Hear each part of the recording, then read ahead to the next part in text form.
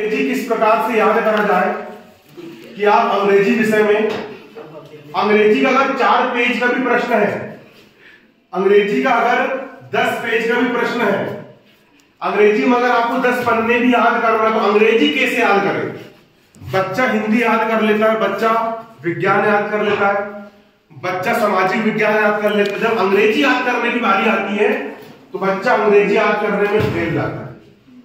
तो मैं आपको बिल्कुल ऐसा तरीका बता रहा हूं जिस तरीके से मैंने अंग्रेजी याद करके 10वीं और 12वीं में 90% बनाया।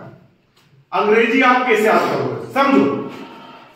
सबसे पहले अंग्रेजी की जो एक लाइन लिखी हुई है आपको करना क्या है, उधर सबसे पहले करना क्या है, अंग्रेजी की आपको जो एक लाइन लिखी हुई है, ठीक है, अंग्रेजी की एक लाइन लिखी हुई है, सबसे पहले आपको उस अंग्रेजी की सिर्फ एक लाइन फुल स्टॉप तक, कहां तक, एक एक शब्द का हिंदी मतलब निकालना है। गाइड में नीचे हिंदी मतलब लिखा रहता है ना, जैसे कि लिखा है कि Mohan is going to temple, ठीक है ना। तो मोहन, मोहन यानी मोहन, इज यानी है, गोइंग यानी जा रहा है, टेम्पल यानी मंदिर। सबसे पहले आपको एक एक शब्द का मतलब समझना है। अंग्रेजी याद करने का सिस्टम बता रहा हूं। सबसे पहले करना है एक एक शब्द का करना है, मतलब समझना है, ठीक है ना, कि इस शब्द का मतलब क्या है, फिर बाजू वाले शब्द का मतलब क्या है। जब फुल स्टॉप तक हर एक शब्द का मतलब आप निकाल लो। अब कई लोग बोलेंगे कि हमको मतलब नहीं पता, तो आजकल मोबाइल आप लोग के पास है, आप तुरंत गूगल लेंस से आप उसको फोटो खींचोगे, आपको पूरा हिंदी ट्रांसलेट मिल जाएगा।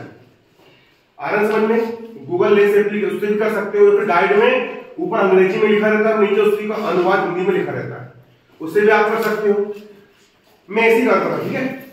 फिर जब एक एक शब्द का मतलब आपने हिंदी में जान लिया, फिर उस पूरे वाक्य का, उस पूरी लाइन का हिंदी में अनुवाद समझो। उस पूरी लाइन का क्या समझना है आपको, हिंदी में अनुवाद समझना है, ठीक है। जब एक लाइन का हिंदी में अनुवाद समझ लीजिए, फिर इसी प्रकार जो दूसरी लाइन होगी, ठीक है, उस दूसरी लाइन के भी एक एक शब्द का मतलब आप समझोगे, है ना।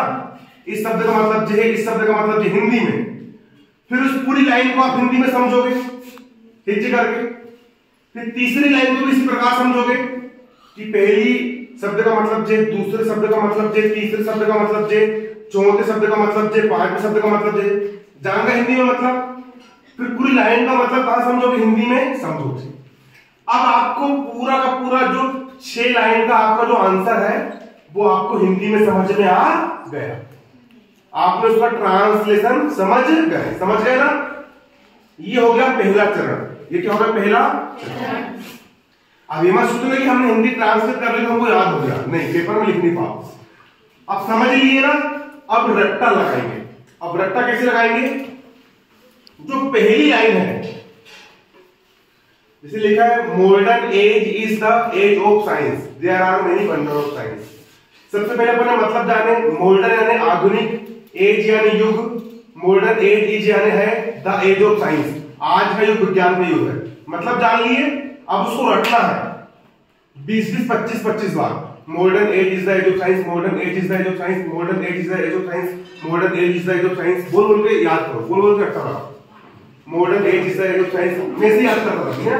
Modern age is the age of science, modern age is the age of science, modern age is the age of science, modern age is the age of science. कम से कम 20 बार बोलो, जब तक कि वो लाइन पूरी की पूरी याद ना हो जाए, तब तक तुमको यहां पर लाइन को बोलना है, ठीक है।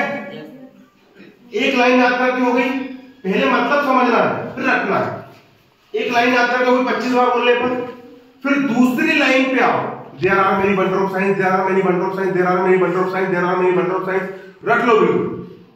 अब पहली लाइन रख ली है, दूसरी रख ली है, अब शुरू से पूरा इकट्ठा मिला के बोलो, modern age is the age of science, there are many wonder of science. हो गया। फिर तीसरी लाइन पे आओ, उसको रटो, science has made our life easier and more comfortable, science has made our life easier and more comfortable, science has, अच्छा 50 बार बोलो, बोलिए। फिर देखिए पहली लाइन भी बोलो, दूसरी बोलो और फिर तीसरी भी बोलो। 3 लाइन हो गई। फिर चौथी लाइन याद करो बोल बोल करके, फिर पहली लाइन से लेकर चौथी लाइन तक इकट्ठा बोलो, फिर 5वीं लाइन याद करो, फिर पहली लाइन से लेकर 5वीं लाइन तक इकट्ठा बोलो। फिर जब पूरा का पूरा 5 लाइन याद करके तुमको हो जाए, फिर पूरा इकट्ठा बिन देखे बोलो, किसी दोस्त को बोलो भाई मिला ना। तो साइंस, बंडल ऑफ साइंस का ऐसे introduction, modern age is the age of science, there are many bundle of science, science plays an important part in our daily life, it has made our life easier and more comfortable। पूरी याद होगा तुमको? जो दूसरा चरण हुआ अभी भी तुमको याद नहीं हुआ पूरा, मुझसे बोल के बस हुआ, ठीक है। इसके बाद निकाले आपने एक रफ कापी, इसका क्या निकाले आपने एक कापी, फिर रफ आपको बोल के याद हो गया ना। फिर रफ कापी में आपने उसको बिन देखे लिखे। कैसा लिखे? चारों लाइन को लिख लिए। फिर चारों लाइन को बिन देखे लिखने के बाद, चारों लाइन को बिन देखे लिखने के बाद फिर आपने इसको गाइड से चेक करे कि भैया मैंने इन की जगह पर 8 लगा दिया, मैंने ही का एच स्मॉल बना दिया, है ना। कंफर्टेबल की स्पेलिंग गलत हो गई, जितनी स्पेलिंग गलत हुई सब में गोले पाड़ लिए। फिर एक एक स्पेलिंग को 30-30 बार लिख लिख करके देखो, जब तक वो स्पेलिंग तुम्हारे हाथ में न रट जाए। भले तुम्हारा दिमाग भूल जाए एप्लीकेशन को, लेकिन तुम्हारा हाथ चल जाएगा। लिख के याद करने का बेनिफिट क्या होता है अंग्रेजी कि तुमको कोई मुंह से स्पेलिंग पूछेगा, एलिफेंट की स्पेलिंग बोलो, तुम्हारा मुंह से नहीं बोल पाओगे, लेकिन हाथ की इतनी प्रैक्टिस हो जाती है। इसको बोलते तर्जनी, यहाँ पर होता है छोटा मस्तिष्क। जब तुम इससे लिखते हो तुमको ये चीजें दिमाग में सिग्नल देता है, और तुमको भली स्पेलिंग तुम्हारे दिमाग में याद नहीं होगी, लेकिन तुम उसको कॉपी में लिख दोगे, ठीक है। फिर एक ही स्पेलिंग आपने याद कर लिए, मान चलो कि आपके 20 गोले पड़े कॉपी में, आपने 20 स्पेलिंग याद कर लिए। फिर से कॉपी निकाले, फिर से बिन देखे लिखे, फिर आप सेकेंड बार चेक करोगे तो 10 गोले निकलेंगे। फिर 10 गोले जो बने आपकी स्पेलिंग के, उसको फिर आपको ठीक करना पड़ेगा। मेरे को तो 10-10 गोले आते थे। फिर जब मैं तीसरी बार लिखता था तो तीसरी बार में आपके 5 गोले मिलेंगे। फिर जब आप उसको चौथी बार लिख के देखोगे तो आपको एक भी गोला नहीं मिलेगा। अब जब एक भी गोला नहीं मिला, अब मैंने पूरा गाइड का गाइड छाप दिया।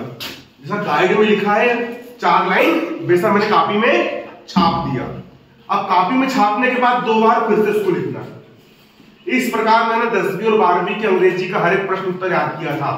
तब जाकर के मुझे 10वीं की अंग्रेजी में 90 नंबर और 12वीं की अंग्रेजी में भी 90 नंबर मिले। तो ये तरीका है मेरा खुद का अंग्रेजी याद करने का। पहले समझो उसको हिंदी ट्रांसलेशन, उसके बाद फिर रटो और फिर लिख लिख करके याद करो। अगर टॉप करना है तो आना समझ तुम लोग को, ठीक है ना।